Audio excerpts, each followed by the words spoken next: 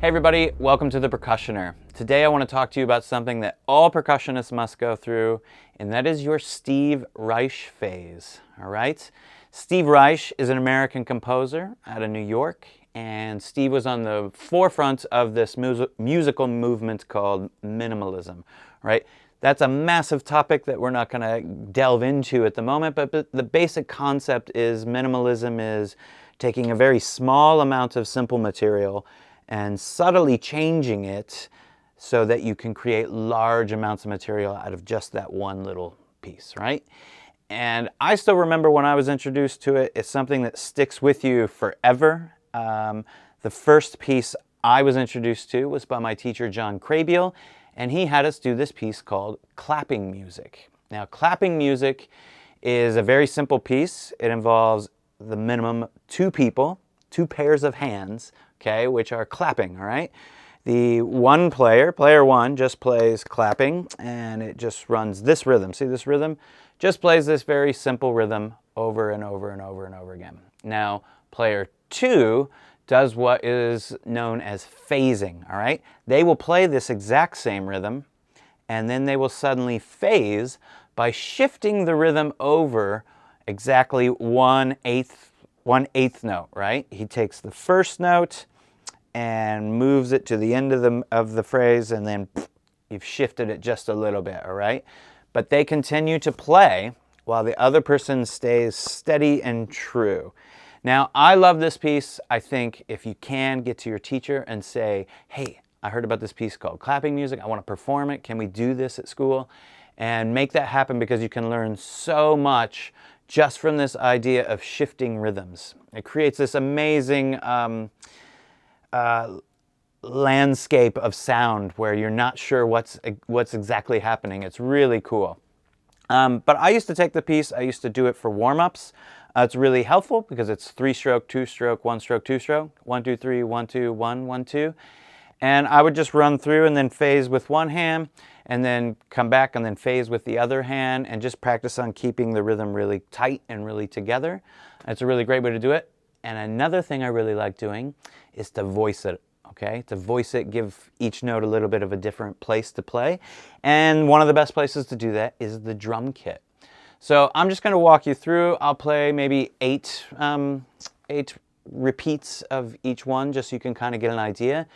Try to do the same. First go learn clapping music, and then maybe try to voice it. Put it on some different instruments. Get some friends to come along and play it. And yeah, send those in to me. I'd love to see what you create. Cool, let's give it a shot.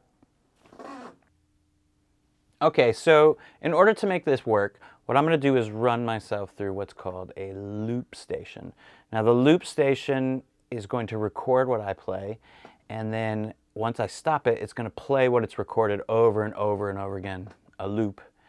And we can use that loop to become player one, right? We said player one was static, and they play the same rhythm throughout the entire piece.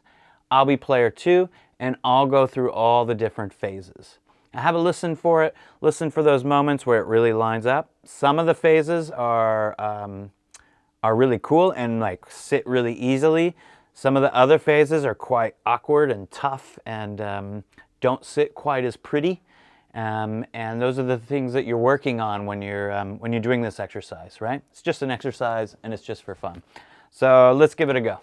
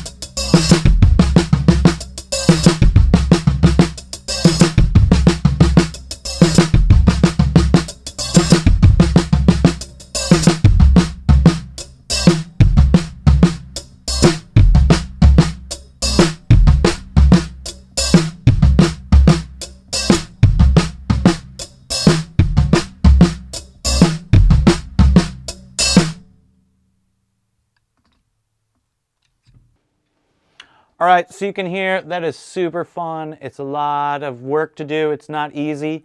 I like to practice it super slow, and I like to gradually speed it up and then take it on like well beyond where we just played. And I like to sort of stay on certain variations. You'll see that the very first variation and the very last variations are only one note apart, and those become really quite challenging to really line up. And you can sort of hear where they're phasing in and out, and it's not quite right, and then it's right. That's what we're aiming for. As always, this is something that's a lot of fun to do with other people. Have your friend come over and have them play the static rhythm, and you play the variations, and then you guys trade off. It's another way to do it. Just looking for more fun ways to play the drums. Hope you're enjoying yourself. Talk to you later. See ya.